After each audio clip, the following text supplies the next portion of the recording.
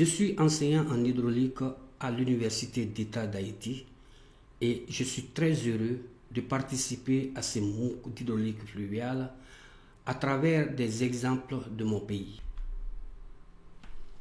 Et justement, l'objectif dans cette leçon est de montrer par un exemple haïtien comment il est possible de caractériser une rivière en vue de construire un modèle hydraulique de celle-ci.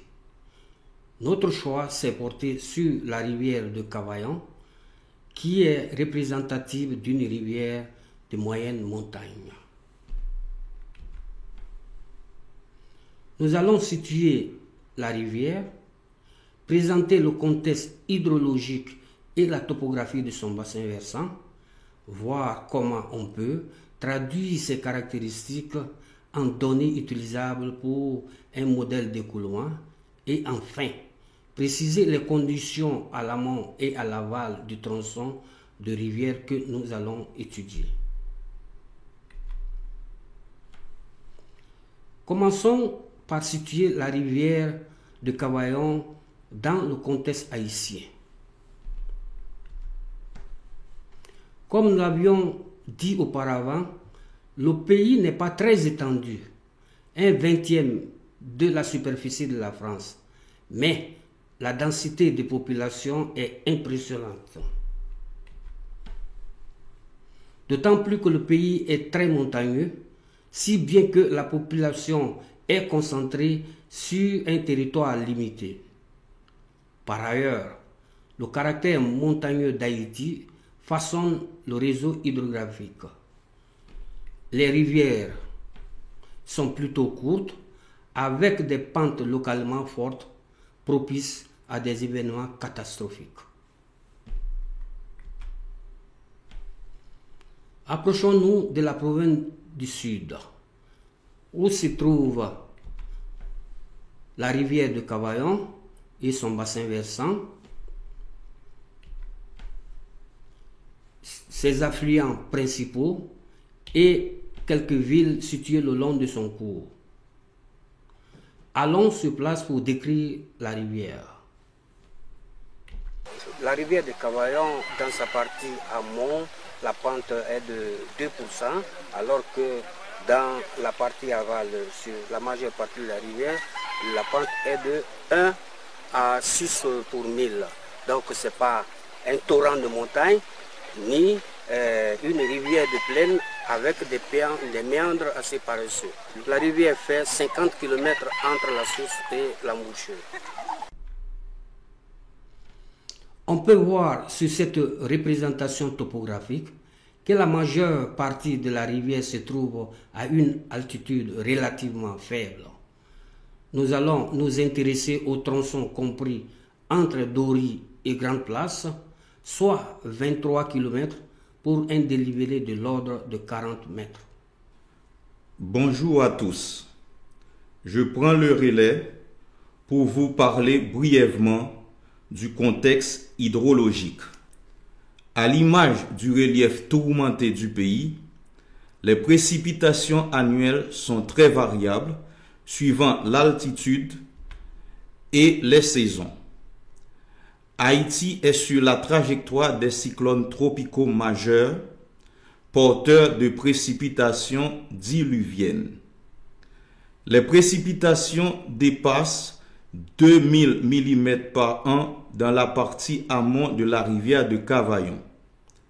Elles sont de l'ordre de 1000 mm par an dans la partie aval. Le débit moyen de la rivière de Cavaillon est estimé à 8 mètres cubes par seconde.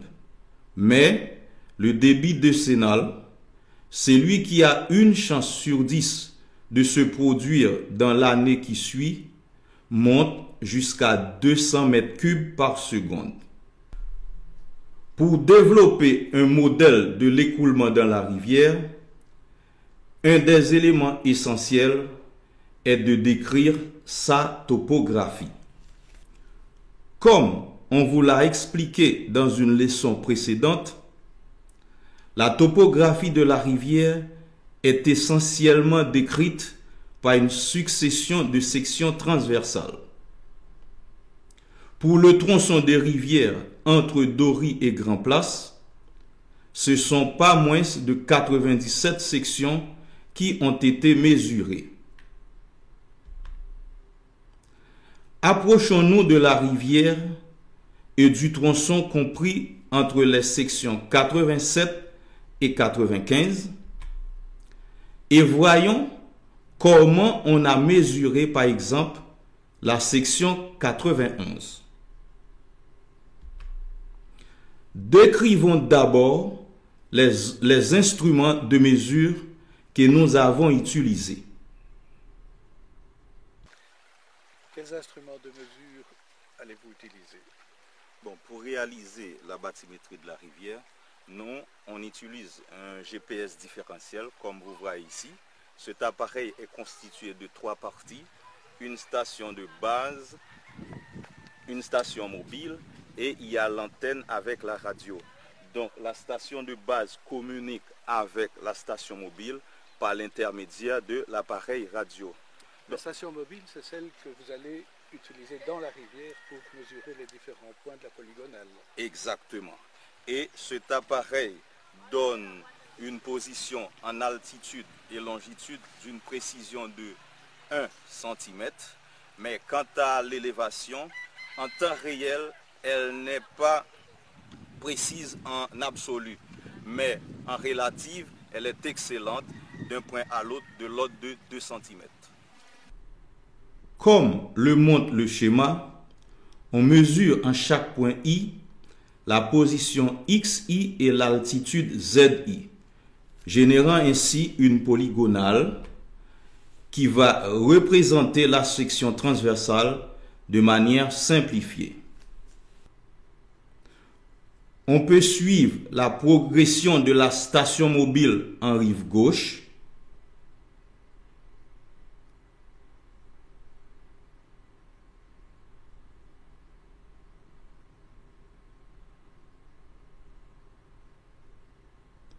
au centre,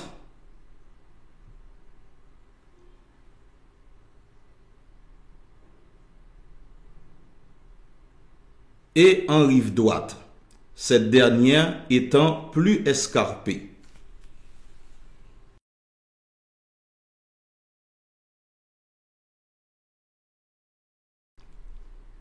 Ces mesures doivent maintenant être traduites en une géométrie simplifiée de la rivière, ce que nous nommons un modèle hydraulique qui convienne à l'étude de l'écoulement. Revenons à notre tronçon entre les sections 87 et 95. Les différentes sections transversales sont représentées conventionnellement en regardant vers l'aval. Nous pouvons représenter les sections successives dans une vue 3D.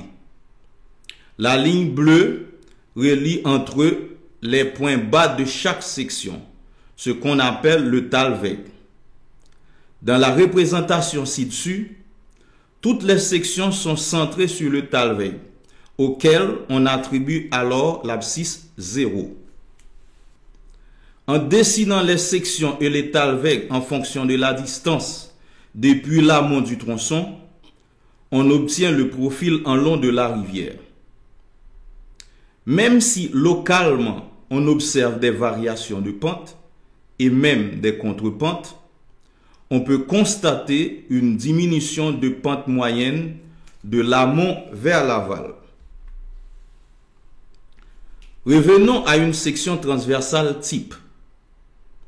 Pour une section donnée sous forme d'une polygonale, on déterminera d'abord le niveau du point le plus bas, ZB, le talweg. Ensuite, le niveau du point le plus haut où la section est définie, Zmax. Et enfin, le niveau Zmin, en dessous duquel l'écoulement se séparerait en plusieurs chaînons. Supposons un niveau d'eau Z qui correspond à une profondeur H. Nous verrons que deux paramètres sont utiles pour calculer l'écoulement.